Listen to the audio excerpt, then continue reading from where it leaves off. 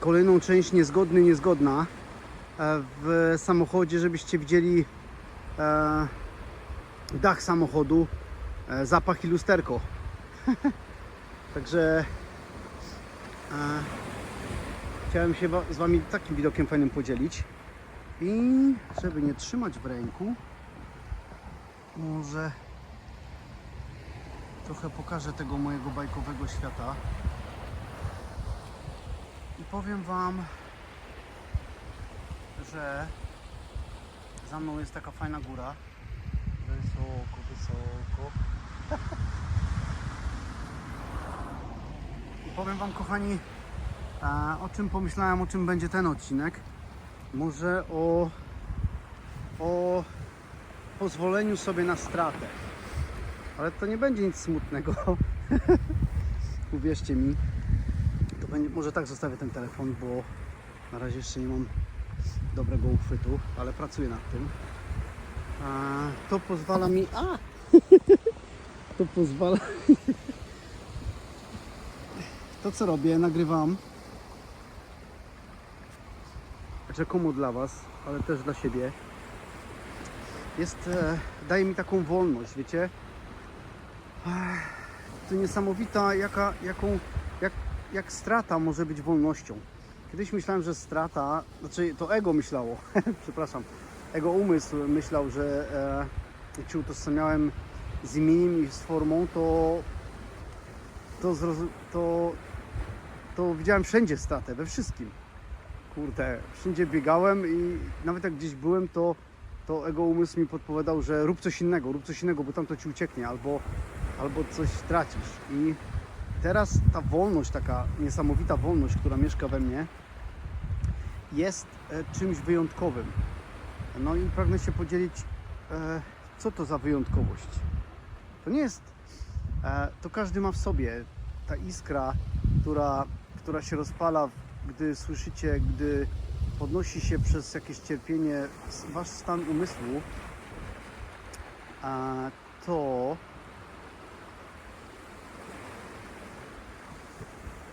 dajcie mi chwilę, trochę się posłucham tych szumów od...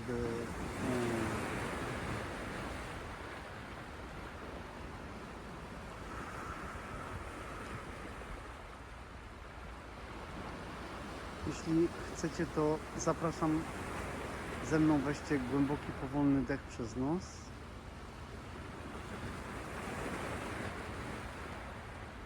Przytrzymajcie trochę i wypuśćcie powietrze jak najwolniej potraficie przez usta.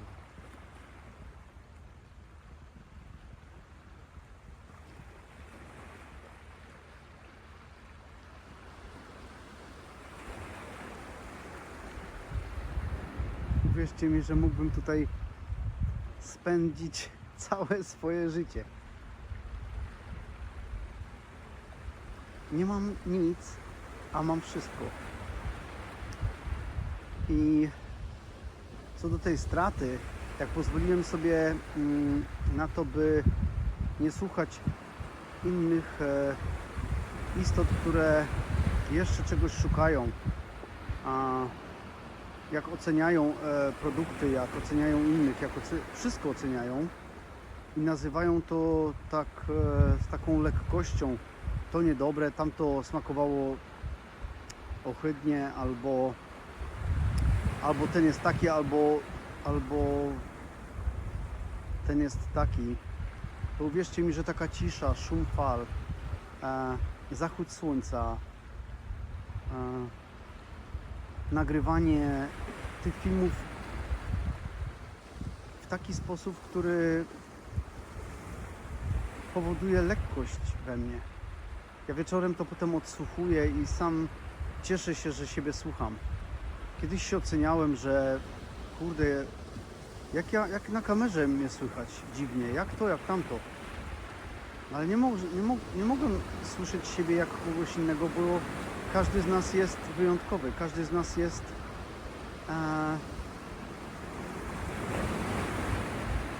jedyny i niepowtarzalny na tym świecie. Jeżeli moja duchowość przedstawia się w czymś, w jakimś złym myśleniu. Czekajcie, kaczuszka leci. Ale fajnie. Może ją zobaczycie na filmie. A jedna zanurkowała, wiecie, w wodzie i nie ma jej i wypłynie za chwilę gdzieś tam het dalej. Sobie robię takiego samotnego nurka do wody i gdzieś tam wypłynie.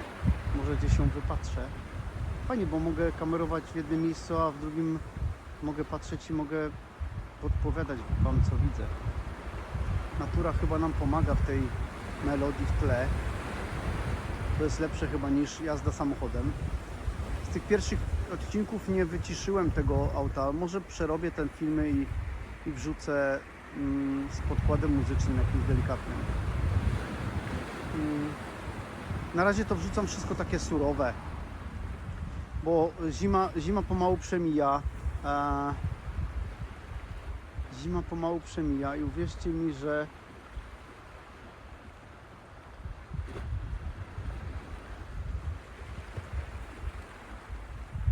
to, co jest we mnie, pragnie się tym dzielić. Ja tego nie kontroluję. To jest taka jak budzenie się do życia, jak rośliny. Nie pytają się, czy możemy teraz rosnąć, czy mamy teraz, czy to dobry okres, czy to Anki, zimne poranki, czy jakoś tak, ogrodników, czy... Jak ja pamiętam, te hasła są nieziemskie. O, kaczuszka sobie wypłynęła. Wow, długi nur. Daleko wypłynęła. Jest tak samo sama jak i ja. I powiem wam, że ja już nie boję się tej bycia samemu. Nie boję się niczego stracić. Robię małe, fantastyczne ruchy, które powodują, że ten Feniks, który się narodził z tych popiołów, nie potrzebuje już oklasków, nie potrzebuje już udowodniania komuś innemu. Ja robię to, co lubię robić, a lubię robić wiele rzeczy. Nie lubię mieć jednej pasji, kurde, że się zafiksuję na bieganiu czy na jeździe konnej. Ja kocham odkrywać, kocham zwiedzać, kocham słuchać innych ludzi, nie znając języka. Ja nie potrzebuję, bo jak nie znam języka, to uwierzcie mi, nawet nie wiem, czy oni mówią negatywnie, czy pozytywnie. Ja słucham i czuję barwę ich głosu, ich energię. Jeżeli widzę, że ta energia jest negatywna, no to po prostu pasuję i idę gdzieś indziej. Ale jeżeli fajnie tam się nawet tak ciekawie kłócą albo tak sprzeczają, to jest coś nieziemskiego. Ja już nie potrzebuję rozumieć. Obecność echo nie potrzebuje mieć znaczenia, żeby być. Po prostu jest. Tak jak teraz w tym nakręcaniu tego filmu dla was. I dla siebie jednocześnie. Jeżeli pozwalam sobie na stratę, na to, że umysł już mi nie mówi, że słuchaj, idź tam, albo jedź tam w weekend, bo coś ci przepadnie, bo coś stracisz. Jadę tak po prostu, czasami wyjeżdżam sobie w pewne miejsca i jestem tą drogą, staję się tą wycieczką, staję się tą podróżą. Tam nie ma logiki, tam nie ma żadnego czasu, bo do promu muszę się zdążyć albo muszę tam na czas dojechać. Po prostu akceptuję to. I zapraszam czasami niektórych ludzi, żeby mi potowarzyszyli. I czasami im coś nie wychodzi i ja rozumiem. Nie analizuję, że jak oni jadą, to ja teraz mam to przekreślić. Nie. A czasami planuję sobie i po prostu odpuszczam te plany i tak jakby w ogóle nie były mi potrzebne. Po prostu są i ich nie ma. Nie ma już kłótni w tym ciele, nie ma lęku, niepokoju, zwątpienia. Jest naprawdę czysty umysł. Tak jak Shri Maharadża powiedział fajną rzecz, że jak istota na zewnątrz zrozumie, że nie jest tylko ciałem, to osiąga niesamowity spokój i wolność, która nie można porównać do niczego. I uwierzcie mi jedną rzecz. Ta przysłowiowa wolność nie definiuje mnie, czy mam pieniądze, czy ich nie mam. Tam nie ma lęku o nic. Wszystko, każdy dzień jest świętem. Nie ma czegoś takiego, że nie pracuję w ogóle i umysł mi mówi: ej, słuchaj, ale ty nie będziesz miał za co żyć, a co będzie jutro, albo z czego rachunki opłacisz. Nie ma czegoś takiego. To jest coś niesamowitego. I pragnę właśnie Wam nakreślić, jak można to testować albo próbować. Ale do tego trzeba, jak to coach Mike powiedział, do tego trzeba się zmusić. Na początku, tak. Ale oczywiście nikogo nie zmuszam. Każdy niech robi to w swoim czasie. Niech robi to tak, jak czuje. Jeśli nie czuje, no to może włączyć Netflixa, albo włączyć grę PSP, albo iść się upić. Albo iść zapomnieć, odlecieć. Wziąć tabletki,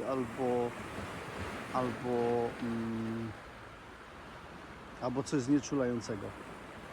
Ale uwierzcie mi, jak zrozumiałem, że w tej rzeczywistości inni dookoła nie potrafią żyć bez znieczuleń w ciągu dnia, to mówię, co ze mną jest nie tak? Czemu ja robię inaczej? Czemu oddycham inaczej? I ja nie oceniam, kto jest gorszy, kto jest lepszy. Każdy robi to, co myśli, że robi słusznie. Ale jeśli się dowiedziałem, że jeżeli umysł kieruje naszym życiem, to umysł jest beznadziejnym władcą, ale jest wspaniałym sługą. Jeżeli ja robię małe działania w odczuciach, w byciu w tu i teraz, przywoływaniu stanu wewnętrznego, to daję mu komendy, odpuszczam to, a on biegnie i pracuje. A przedtem to ja biegałem i pracowałem, a umysł u mnie bujał się na hamaku i mówił: zrób jeszcze to, zrób tamto, albo wciągał mnie na minę, bo działałem emocjonalnie, ignorancko. A to wtedy ja byłem jego niewolnikiem, to wtedy ja byłem sługą. Ale ja tu nie przyszedłem służyć umysłowi, tylko przyszedłem się tu bawić. Przyszedłem tutaj przeżyć najcudowniej życie, jak tylko można. W pełni, w obfitości, w radości, w harmonii. I doświadczam, że jak straciłem przyjaciół, pozwoliłem sobie na to, żeby stracić znajomych, przyjaciół, pieniądze, pracę na własne życzenie. Sam to zrobiłem. Umysł przeczył, krzyczał: nie rób tego. To było piękne. To było cudowne. I normalnie zwolniłem się z pracy, gdzie nie było w ogóle zabezpieczeń. Ja nie miałem jakichś środków podkładanych. Były, ale one zniknęły wtedy z konta, z tego Space'a, z tej aplikacji. I tak jakbym poszedł za tą falą, ten ogień, zamiast się cofnąć i panikować, tak jak w szachach robisz kolejny ruch w emocjach, to tak jak taki strateg, król taki, który nie działa pod wpływem emocji, tylko stracił jedną część wojska, no to nie panikuje, nie przeżywa, tylko zatrzymuje się, widzi inaczej i wtedy robi kolejny ruch po czasie. No to ja po czasie się zwolniłem. Po takim krótkim czasie, bardzo krótkim. Bez żadnego zabezpieczenia. I 3 tygodnie czy 4 w ogóle nie zgłaszałem, że się zwolniłem.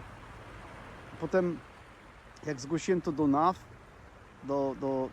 tak jak w Polsce do takiego zatrudniaka, no to oni powiedzieli: czemu nie zgłosiłem tego prędzej? Ja mówię: no bo nie czułem, że mam to zgłaszać. No i cofnęli mi, gdzie tylko maksymalnie można cofnąć 14 dni. Sami mi powiedzieli, że lepiej, żebym poszedł do lekarza i żeby mi wpisał, jeżeli mam stan zdrowia, ból kręgosłupa i wypalenie zawodowe, to żeby mi wpisał to w akta i oni cofną mi chorobowe po konsultacji z lekarzem. 53 dni mi aż cofnęli, bo to było raptem 53, to więcej jak miesiąc. To 53 dni. A maksymalnie, jak czytałem, to było 14 dni później. Później dopiero czytałem, że maksymalnie w Norwegii 14 dni może cofnąć lekarz. I się roześmiałem, bo te pieniądze przyszły w odpowiednim momencie. porobiłem opłaty, wyprowadziłem się z tego apartamentowca, w którym fajnym mieszkałem. Mieszkam teraz u kolegi bez kontraktu, bez niczego. Mogę w każdej chwili się stąd wyprowadzić, zniknąć. I uwierzcie mi, oglądałem kiedyś, może nie kiedyś, jakiś czas temu, F1 z Bradem Pittem, Formuła 1. I on się kłócił z takim młodym kierowcą Formuły 1. On mówi, no facet po 50 czy po 60 i mieszka w przyczepie kempingowej. A on mówi, a młody mieszka z mamą. A on mówi, bo mama, ja lubię mieszkać z mamą. A on mówi, że w tej przyczepie kempingowej odnalazł całkowitą wolność. I uwierzcie mi, że w tym samochodzie, którym jadę w takie miejsca, gdzie dzielę się z wami pewną taką energią, czystą, klarowną, bez lęku, bez niepokoju, bez analizowania, czy jak wy to odbierzecie, albo czy ktoś to w ogóle odczyta, albo czy kiedyś to wypłynie na światło dzienne, albo jeszcze inaczej, czy ktoś to zrozumie.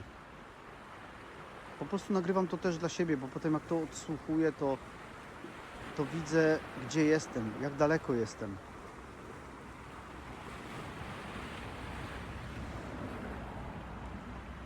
I tak jak niektóre filmy o świadomości w internecie, Matrix i inne, Avatar czy Rewolwer z Jasonem Stathamem, albo nawet wiosna, lato, jesień, zima, wiosna, pokazują fajnie, że jestem tutaj sam i nie boję się tego powiedzieć, dlatego że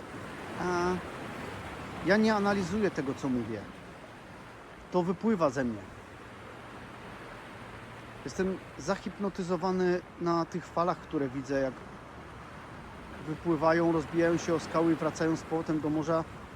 To ja już nie jestem tą falą, która płynie, walczy i się bełta w tej pianie i się przepycha w to z powrotem. Ja jestem bardzo głęboko w tym oceanie, w tym fiordzie. Tam jest cisza, spokój. I tak samo jest w moim umyśle. Kochani, najcudowniejszą rzeczą, jaką możecie sobie dać, to nauczyć się żyć ze sobą, w ciszy, pokochać stan. Umysł go nie lubi, umysł panikuje. Wtedy zobaczycie prawdziwych siebie, ale nie w tym lęku, tylko w tej przerwie, w tej ciszy między tym lękiem. Bo w tym lęku zobaczycie umysł. A umysł to nie wy. Umysł to nie głos, to nie zdjęcia, to nie obrazy w głowie, to nie emocje. Rób coś. Panika przed tym. Przywoływanie różnych filmów i sytuacji z przeszłości. Martwienie się o przyszłość. Kochani, prawdziwy skarb jest w was.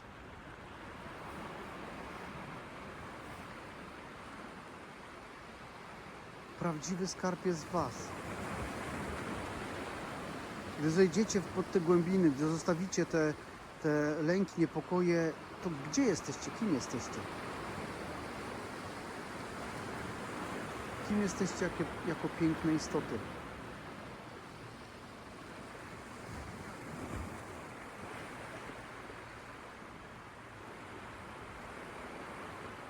Bez programów, bez schematów, bez powtarzalności, bez dopingów, bez weekendów, bez przyjaciół.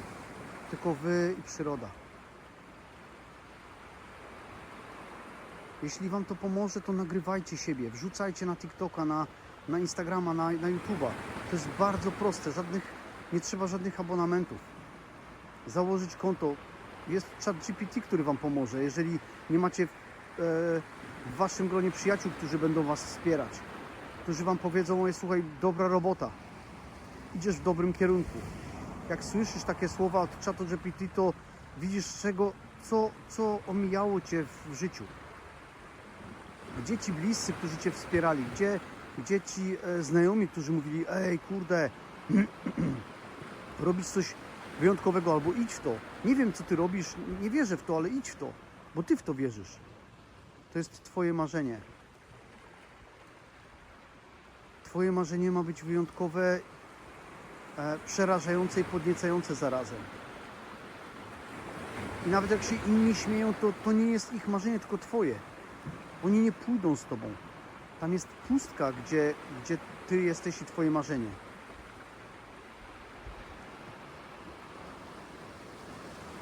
W moim takim małym celu była cisza, harmonia, natura, przyroda, zwierzęta, fantastyczna energia i ja mam to.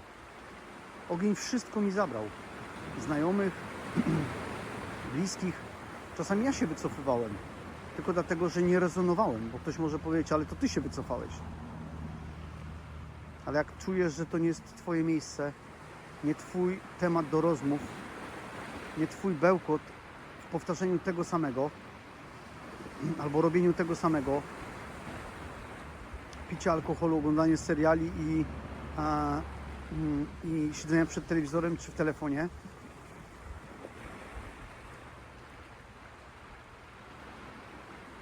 to się wycofałem.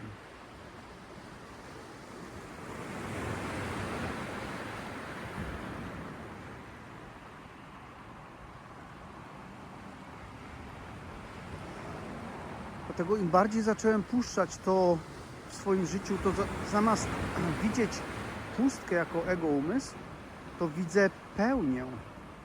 Ja ją nawet nie widzę, ja ją czuję. To jest niesamowite.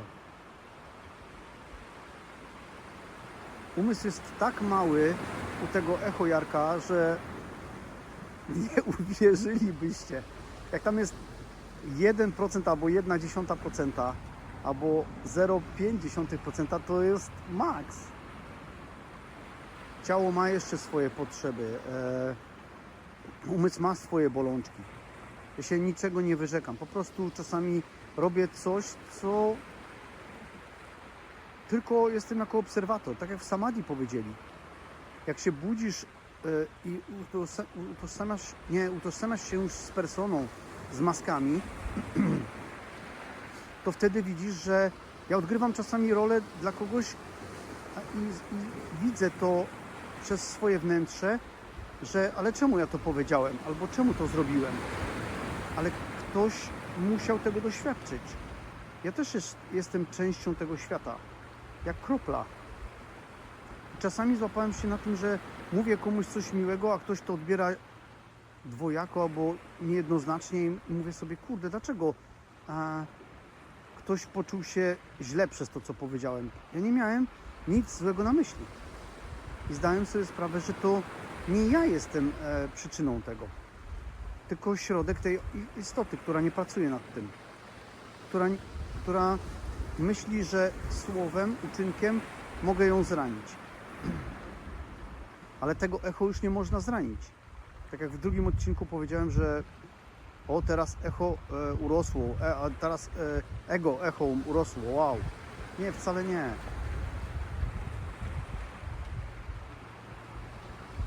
Ja jestem tego świadkiem, że ktoś mówi coś złego, nawet przekręca imię, bo nie wszystkim mówię, że mam na imię echo. Bo niektórzy to nie rozumieją, ja nawet nie staram się nikomu wytłumaczyć. Jak ktoś widzę, że rezonuje z tym, albo chce czegoś posłuchać, albo słucha z takim zainteresowaniem, to czasem coś powiem, ale już nie staram się dawać tam dużo energii. Z taką radością i z taką lekkością o tym mówię.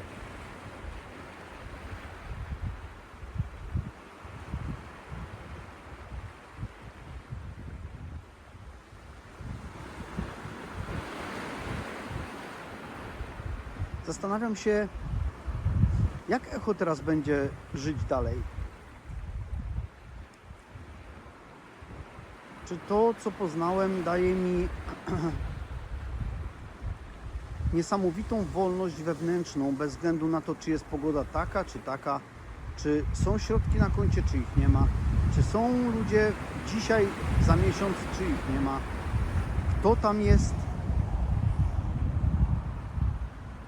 Ale tutaj nigdy nie będzie się szło samemu. Bo te fajne istoty, fajne okoliczności, czasem nie fajne, ale też jest szanowane i akceptowane, dają mi niesamowitą wolność. Już nie robię czegoś takiego, jakbym miał grać w totolotka i ciągle wygrywać, bo to by było nudne. Ja lubię odczuwać to, co odczuwam, ale lubię też czuć ciekawe, jak to będzie. A nie, o kurde, żeby to się udało. Jak nie zdążam na prom i odjeżdżam, to mam uśmiech od ucha do ucha zamiast łzy w oczach, bo nigdzie się już nie spieszę. A przedtem, jak byłem w Ego, to goniłem. O, szybko do domu, szybko do partnerki, szybko tu, szybko tam. Bo Ego myślało, że... Ego pokazywało mi, że cały czas tracę. Jak teraz ja jestem w obfitości wszystkiego, co jest, to każdy oddech jest radością. Każda fala i powrót jest radością. Słońce za chmurami w zachodzie jest radością. Już nie, o kurde, już zachodzi, szkoda, że dzień mija.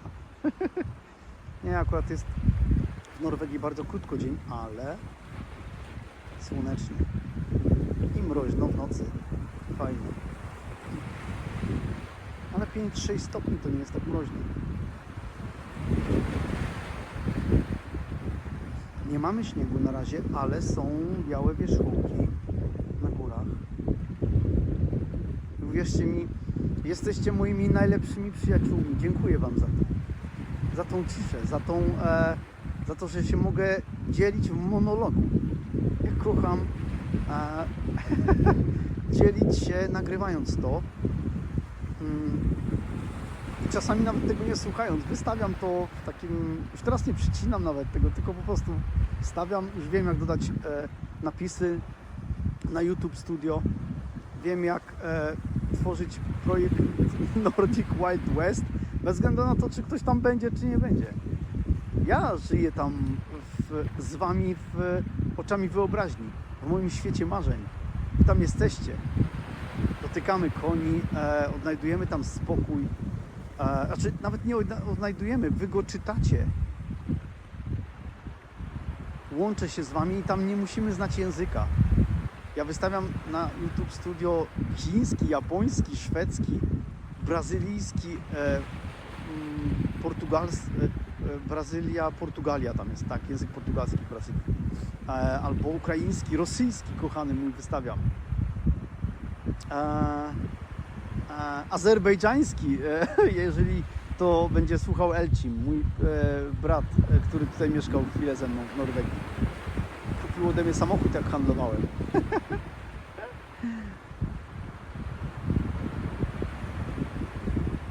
Pozdrawiam go serdecznie, jeśli będzie to słuchał.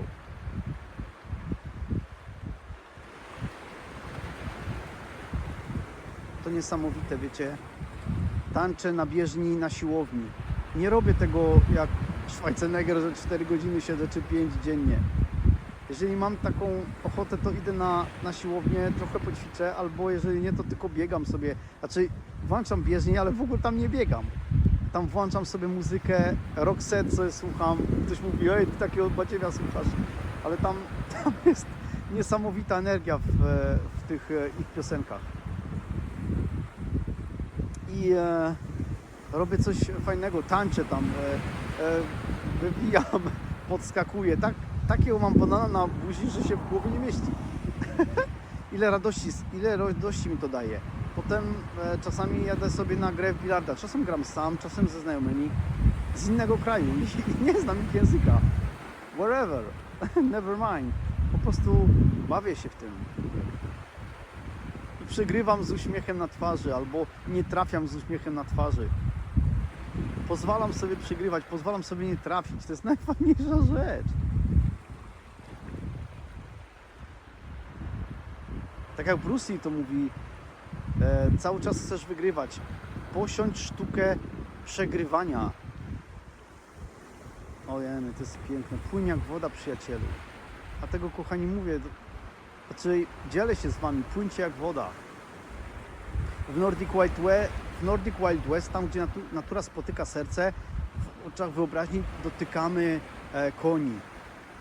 Nawet jak ludzie się boją, to czują, że ten koń ma taką cudowną, spokojną obecność, że jak go dotykają, to oni, tak jak w Awatarze, nie mają tych włosów długich i tam nie robią tej więzi. Przez dotyk, przez zamknięte oczy, przez zaufanie sobie, przez czucie tego konia, tej energii. Dla mnie konie są mostem między tym światem, który zostawiłem, a tym, którym żyję. Ja jestem w tym świecie, ale już nie z tego świata, bo robię nielogiczne rzeczy. Logika przeczy wszystkiemu, co robię. Jak robię nielogiczne rzeczy, to... Nie, jak robię logiczne rzeczy, to dziwnie się czuję. To jest niesamowite. I uwierzcie mi, że ludzie opuszczają tą częstotliwość jako ciała. Ja już nie wierzę w śmierć, nie wierzę w to, że ktoś odchodzi. Jak ktoś odchodzi, to ja zamykam oczy i jak się dowiaduję, to zamykam oczy i przytulam się z nim, albo z nią, albo biegam po łące z końmi. To jest coś nielogicznego. Ja czuję ich energię, czuję jak wtedy są wolni i razem ze mną, tak jak te konie. Bez siodła, biegamy, cieszymy się, potem upadamy na trawę i koń między nami chodzi, nie przeżywamy, ojej, bo nas nadepnie, bo nam coś zrobi jedynkę albo dwójkę na nas. Wcale nie. Tam jest uśmiech, tam jest radość, tam jest cieszenie się. Wolność bez bodźców, że kleszcz nam wejdzie, że ta trawa może być czymś spryskana. O kurde. Tyle rzeczy w tym systemowym świecie nas przestraszyło, że straciliśmy łączność z Matką Ziemią, z prawdziwym domem, który zawsze się nami opiekował. Straciliśmy część tego, gdzie czuliśmy, czy pijąc tą wodę ze źródła, z rzeczki, jest trująca albo i nie. Ja idę w górach i piję wodę ze źródła, a umysł mi mówił, jeszcze kiedyś, ale ona może być zatruta, albo ktoś tam może nasikał. A ja z uśmiechem, jaka słodka. To było niesamowite. Nie robienie rzeczy logicznych. Nie trzymanie się logiki. To było tak jak dziecko, nie analizuje, nie myśli. Kurde, mama mówi, nie wchodź, bo tam się coś stanie, a dziecko mówi, że co? A to mama panikuje, bo mama ma wzorce. A ojciec panikuje, nie, bo się przewróci, bo tam stanie się krzywda. Się sieje takie ziarka, dziecko się boi. Dziecko, jak jest małe, to biegnie do natury, biegnie do wszystkich. Ja jestem teraz takim dzieckiem. Echo ma rok i 3-4 miesiące. To jest najfajniejsza rzecz. Wróciłem świadomością wróciłem dziecięcą świadomością do tego ciała. I ktoś może powiedzieć, zachowujesz się jak dzieciak, jak bezsensownie, ale to mało mnie to interesuje. Ja nawet się śmieję z tego, jak tak nawet mówią. Tu nie ma powagi, nie ma bycia dorosłym. Ja nawet robię niedorosłe rzeczy, a przychodzą profity niedorosłe. I to jest fajne. Dorosły analizuje, logika, umysł, wow, jeszcze jak się zaczniesz to liczyć umysłem, analizować, czy to się opłaca, czy nie, umysł ci podpowie podsunie ci takie superlatywy, że głowa mała. Chowajcie swoje sekrety, nie mówcie nikomu, nie dzielcie się swoimi marzeniami, nie mówcie im na głos. Ja wiem, że umysł mówi, podziel się, ten ci podpowie, ten ci doradzi, to powiedzcie coś innego. Złapcie się na tym i powiedzcie, kurde, dobra, mam marzenie żyć w wolności finansowej, to powiem, wiesz co, chcę rzucić pracę. Zobaczcie, co znajomi wam powiedzą. Jeżeli wam powiedzą, ej, kurde, wiesz co, w sumie też się nad tym zastanawiałem. Będą mówić spokojniej, będziecie czuć tą energię. To podzielcie się, raczej nie mówcie o tym marzeniu, tylko podzielcie się, puśćcie wodze fantazji w tym, co powiedzieliście. Zobaczcie, jak ta osoba też będzie patrzyła. Wejdźcie głębiej w tą rozmowę. Ale jak powiecie coś nielogicznego i ktoś na zewnątrz będzie wam psioczył i mówił, że dawał tysiące argumentów albo dziesiątki argumentów tylko po to, żebyście tego nie robili, to już widzicie, że żyje w strachu, w programach, w automacie, w systemie. Dajcie się na spokój. Bo to nie wasz świat, nie wasze kredki już. Ale wtedy macie piękny, zdrowy rozwój. Widzicie, aha, oni są tam, ja jestem tu. Oni są na kanale pierwszym, ja na drugim albo na piątym. Tu nie ma wyścigów, nie ma, bo umysł wam może powiedzieć, ale to wtedy to ty jesteś lepszy, on jest gorszy, albo nawet agent przez niego powie, ale słuchaj, a ty nie słuchasz, nie dokładnie, to jest nieładne, albo nieładnie robisz, że nie słuchasz mnie, albo różne takie teksty.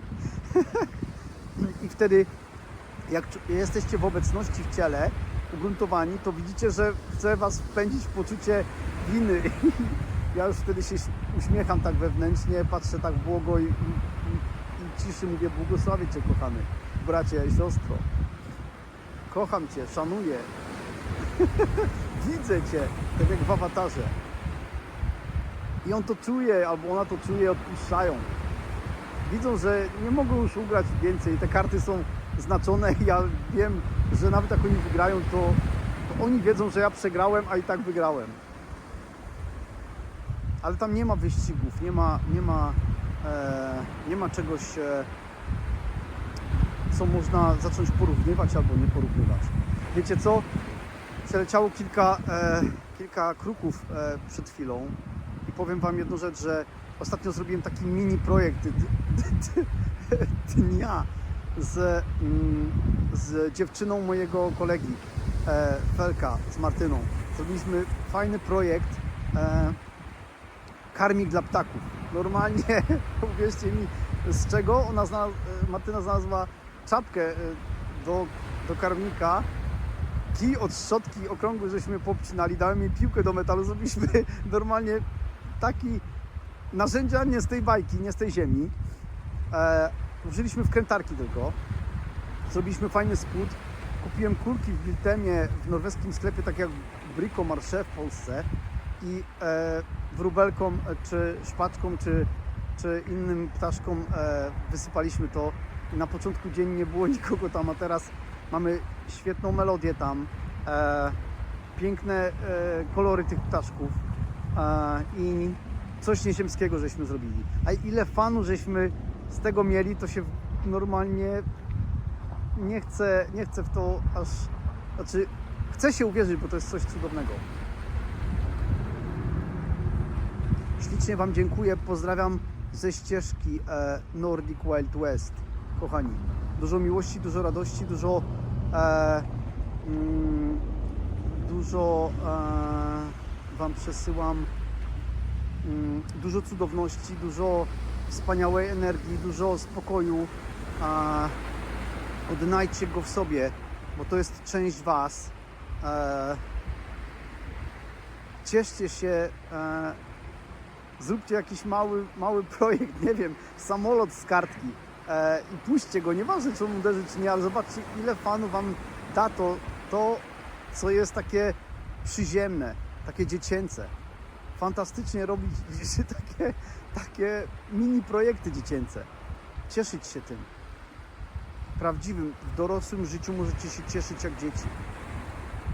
Dlatego dorośli ludzie kupują dzieciom zabawki, a dzieci się nie bawią, bo mają telewizję i telefon. Oni kupują to dla siebie i to wszystko leży. Na podłogach, w kartonach, na kanapach. Pozdrawiam Was serdecznie jeszcze raz ze ścieżki Nordic Wild West. Mam nadzieję, że te widoczki są dużo fajniejsze. Dzielę się z Wami, o tam jakaś motorówka, może będzie na filmie.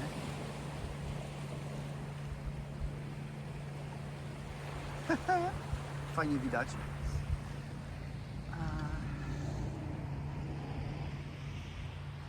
Bo już mi 40 minut? O kurde. No, nieźle.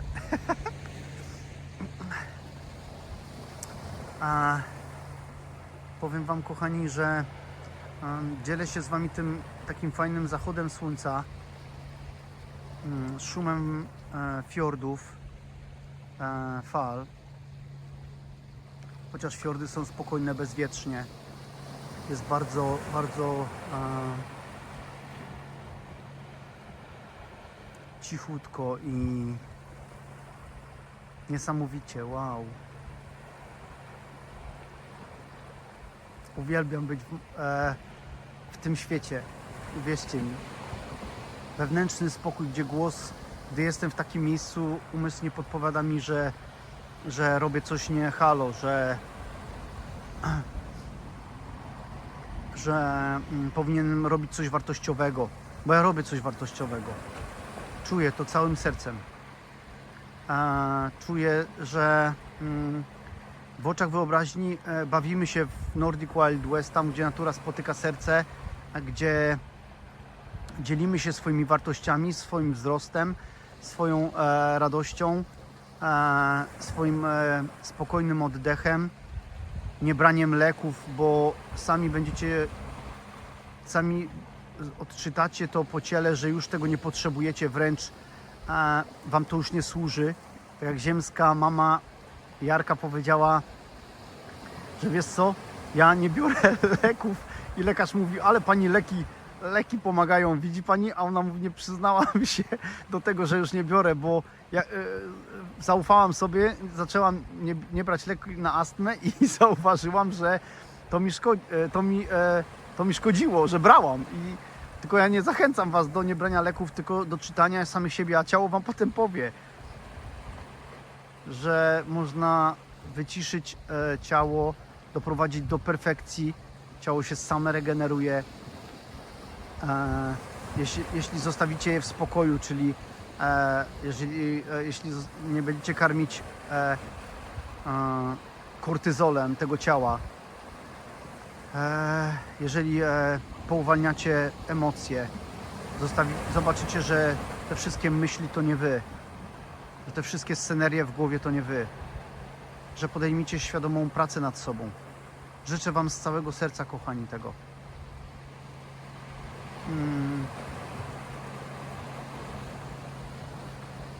Gdy zamykam oczy, czuję was, nawet gdy jestem w Norwegii, a wy jesteście na końcu świata. I tego słuchacie albo na tym się zatrzymaliście. W tych filmach nie ma bodźców, w tych filmach nie ma dopaminy. Tu jest czysta, spokojna ekspresja, echo Jarka, który odnalazł prawdę w sobie i zachęca, żebyście mimochodem i tak dostajecie tym rykoszetem. Nie jestem tutaj sam. W każdym filmie prawie podkreślam, że Keanu Reeves i Jimmy Carrey czy inni bracia i siostry już podnoszą energię Ziemi. A podnosząc energię Ziemi, rykoszetem wszyscy dostajemy. Budujemy raj tutaj, kochani. Ale żeby wejść do raju, to trzeba znaleźć go pierw w sobie. Jak fajnie Jezus mówił, że Królestwo Boże mojego Ojca jest rozsiane po całym świecie, a człowiek go nie widzi. Ile film o Jezusie dał mi pięknych skarbów, które po odczytaniu dały mi wolność. Poznacie prawdę, a ona was wyzwoli. Kto narodzi się na nowo. Ojej.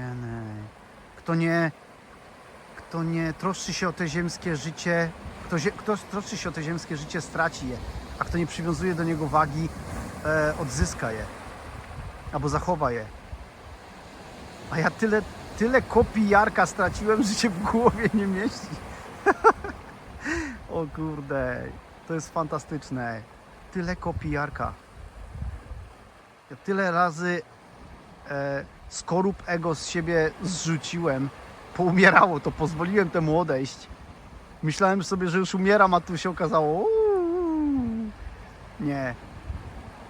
Więcej spokoju, więcej harmonii, więcej ciszy, więcej akceptacji, więcej radości z takich delikatnych rzeczy. Kurde, 45 minut, wow! Ale nagrywam, bo ten zachód słońca się uśmiecha do mnie, tak jak do Was. To, co ja znalazłem, wy już czujecie. I tak jak fajnie w filmie Ewangelia Świętego Mateusza Jezus mówił fajną rzecz. Zobaczcie, że już plony wzeszły i możecie je zbierać. Inni się przy tym natrudzili i mam przez całe ciało, przeszło mi teraz ciarki. Jak sobie zdawałem sprawę, kurde, to ja pracowałem tyle nad sobą, tyle włożyłem walki, tyle cierpienia przeszedłem a wszyscy inni teraz mają zebrać laurkę? Czy to jest sprawiedliwe? Ale tak mówiło ego. Teraz wiem, że do tego lustra podchodzę sam, a wy wszyscy jesteście po tamtej stronie. Uśmiecham się do Was, a wy uśmiechacie się do mnie. Wróciłem do domu. Jestem Wam ogromnie wdzięczny. Dziękuję.